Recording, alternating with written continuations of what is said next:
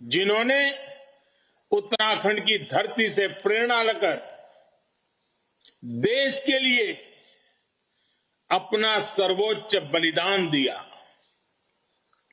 भाई और बहनों, आज हरिद्वार के जन जन में जो जोश है, भाजपा को लेकर जो भरोसा है, उससे साफ है कि उत्तराखंड का आशीर्वाद पूरी तरह से भाजपा के साथ है। पुष्कर सिंह धामी जी के नेतृत्व में पूर्ण बहुमत की डबल इंजन सरकार एक बार फिर तय है। उत्तराखंड की पारखी जनता भली भांति जानती है कि ये चुनाव उत्तराखंड राज्य का सपना पूरा करने वाले और उत्तराखंड के निर्माण को छल साजिश से रोकने वालों के बीच में है। एक और भारतीय जनता पार्टी है जिसने अपनी सरकार में आने के तुरंत बाद अटल बिहारी वाजपेयी जी के नेतृत्व में उत्तराखंड राज्य बनाया। दूसरी ओर वो लोग हैं जिन्होंने उत्तराखंड के निर्माण को रोकने के लिए हर संभव षड्यंत्र किया, जितने हो सकते थे रोड़े अटकाए। तो आप मुझे बताइए, जो लोग उत्तराखंड को राज्य के रूप में देखना ही नहीं चाहते थे, वो उत्तराखंड का विकास होते देखना चाहेंगे क्या?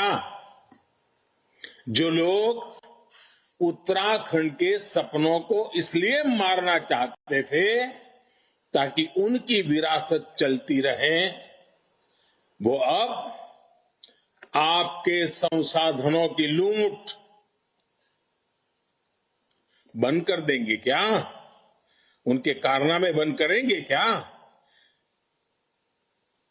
क्या वो कभी सुधरे हैं क्या? आप जानते हैं कभी नहीं सुधरेंगे, क्योंकि उत्तराखंड हमारे आपके लिए तो देवभूमि है, लेकिन ये लोग उत्तराखंड को अपनी तिजोरी समझते हैं, अपना एटीएम समझते हैं। ईश्वर ने जो प्राकृतिक संपदा इसे दी है, जो संसाधन दिए हैं, उन्हें ये लोग लूटते रहना चाहते हैं, अपनी जेबें भरते रहना चाहते हैं। यही उनकी मानसिकता है। लेकिन देवभूमि की देव तुल्य जनता ने ये तय कर लिया है कि अब इन्हें मौका नहीं मिलने वाला है। ये पुण्य प्रदेश अब इन्हें भ्रष्टाचार का पाप नहीं करने देगा। साथियों, कुछ लोग ऐसे होते हैं जो खुद तो कुछ अच्छा नहीं करना चाहते, और कोई दूसरा अच्छा काम कर दे तो उनके पेट में दर्द होने लगता है। उत्तराखंड को लेकर कांग्रेस पार्टी का यही रवैया रहा है। इनकी इच्छा के खिलाफ उत्तराखंड बन गया तो ये आज तक उससे अपनी भड़ास निकाल रहे हैं। इन्होंने उत्तराखंड को पीछे धकेलने के लिए देश की सुरक्षा तक को ताक पर रखने में संकोच नहीं किया। भगवान हरि है, वहीं लक्ष्मी जी जाती है, यानी प्रगति समृद्धि भी वहीं से होकर जाती है। ये क्षेत्र उत्तराखंड को दिल्ली और देश के दूसरे हिस्सों से जोड़ता है। यहां उद्योग की, पर्यटन की, रोजगार की अपार संभावनाएं हैं। हरिद्वार में स्थापित उद्योग पूरे उत्तराखंड के विकास को आगे बढ़ा रहे हैं। इसलिए हमारी डबल इंजन की सरकार ने हरिद्वार, देहरादून और इस पूरे क्षेत्र में विकास को तेज गति से आगे बढ़ाने का काम किया है। दिल्ली देहरादून के बीच बन रहा एक्सप्रेसवे यात्रा के समय को घटाएगा, नए उद्योगों को यहां आने का रास्ता देगा। हरिद्वार के उद्योगों को तो इससे बहुत बड़ा फायदा होगा। हमारी सरकार ने जॉली ग्रांट एयरपोर्ट पर एक नया टर्मिनल भी शुरू किया है। इससे यहां आने वाले पर्यटकों की संख्या बढ़ेगी, पर्यटन से होने वाला लाभ बढ़ेगा। केंद्र सरकार देश में वाटरवेज को विकसित कर रही है। गंगा में अब शिप चल रहे हैं, जहाज चल रहे हैं।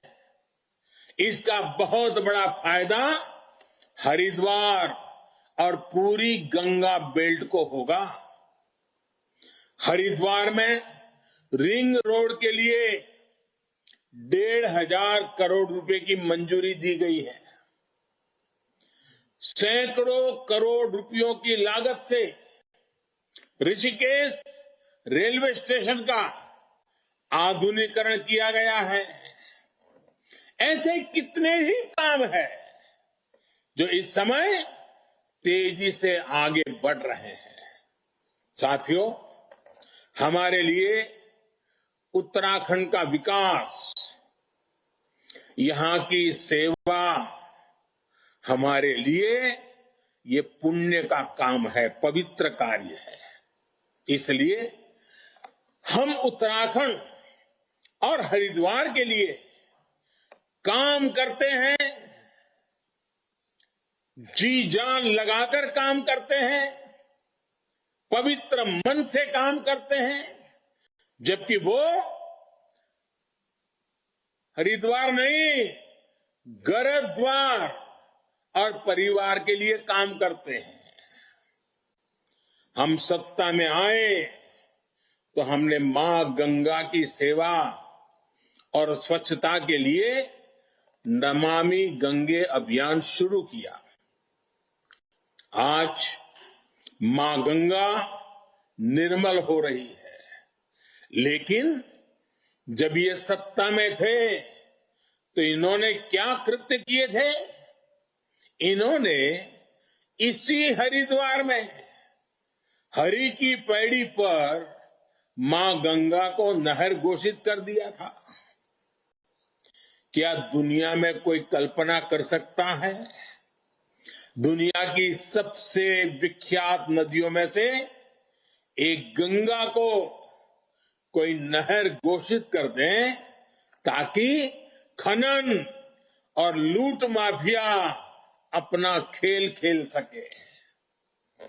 झूठ और लूट का इतना बड़ा षड्यंत्र, इतना बड़ा पाप, ये इनकी कारनामे है, इनकी कारस्तानी है।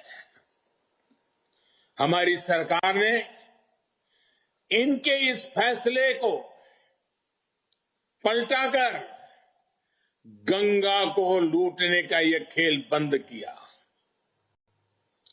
जिसको देवभूमि की पवित्रता में, यहां की संस्कृति में जरा सी भी आस्था होगी, वो ऐसा करने का सोच भी नहीं सकता।